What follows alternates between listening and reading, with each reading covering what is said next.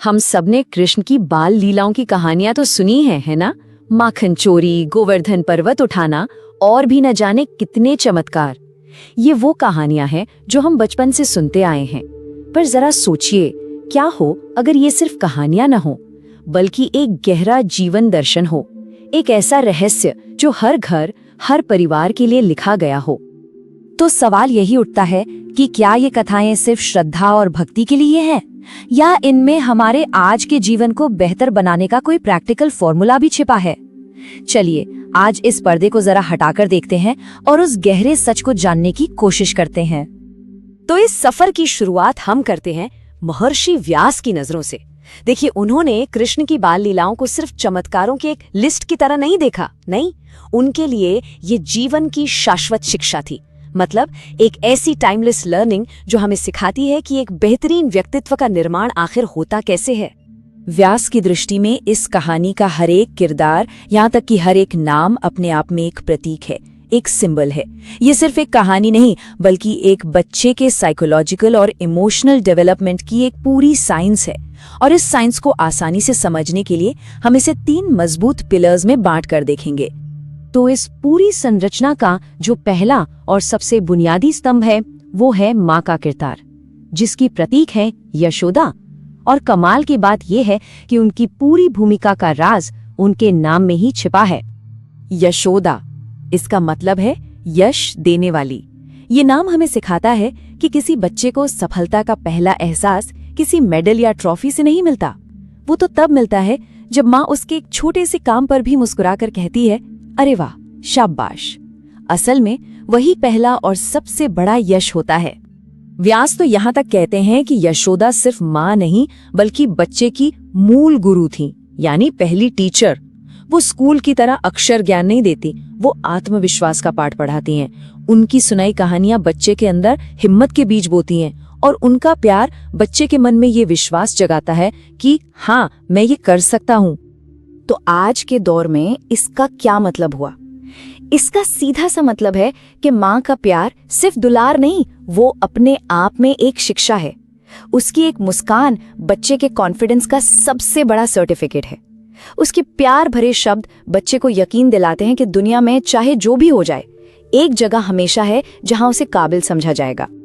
चलिए अब बात करते हैं दूसरे पिलर की, जो पहले पिलर को एक मजबूत सहारा और संतुलन देता है। ये है पिता की भूमिका, जिसे निभाया नंद ने। देखिए, अगर यशोदा सफलता की प्रेरणा है, तो नंद उस प्रेरणा को फलने फूलने के लिए एक सुरक्षित माहौल देते हैं। नंद नाम का मतलब ही है आनंद देने वाला। उनकी भूमिका सिर्फ पैसे कमाने वाले की नहीं, बल्कि घर में एक खुशनुमा और निडर माहौल बनाने वाले की है। एक ऐसा एटमॉस्फेयर जहां बच्चों को गलतियां करने की आजादी हो। नंद का घर यानी नंद गोकुल, वो सिर्फ ईंट पत्थर से बना एक मकान नहीं था, बल्कि एक साइकोलॉजिकल सेफ हाउस था। एक ऐसी जगह जहां गुस्सा, डर या दूसरों से तुलना, इन जैसी नेगेटिव चीजों की कोई एंट्री ही नहीं थी। वहां बस धैर्य, खुशी और प्रोत्साहन का माहौल था।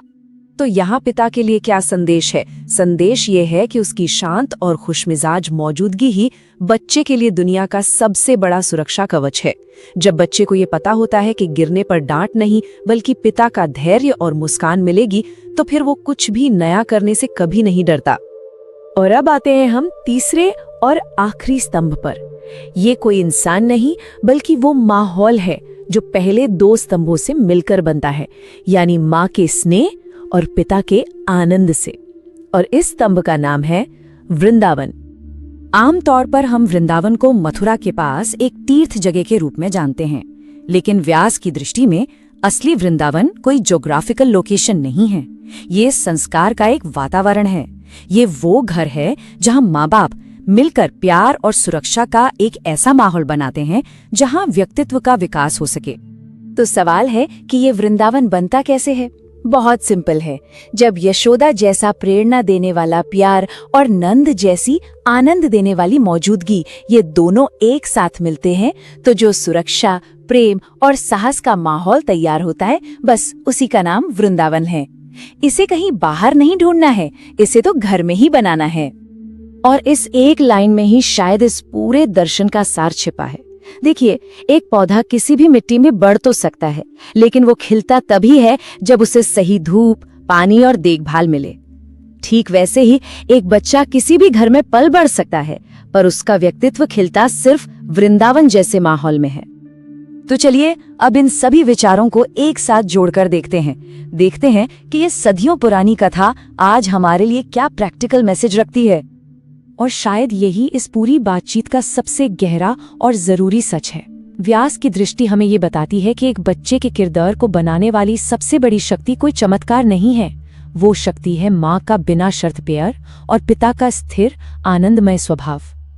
तो संक्षेप में कहें तो ये पौराणिक कथा असल में एक ब्लूप्रिंट की तरह है।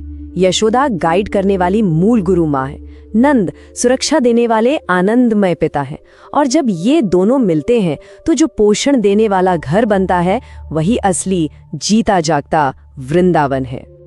तो मैं ये एक सवाल हम सबके लिए छोड़कर जा रहा हूँ कि आज ऐसा कौन सा एक छोटा सा काम हम सब कर सकते हैं, चाहे वो यशोदा की तरह प्यार का एक पल देना हो या नंद की तरह घर में खुशी का माहौल बनाना हो, जिससे हमारा घर वृंदावन की तरह एक कदम और खिल उठे। इस पर सोचिएगा जरूर।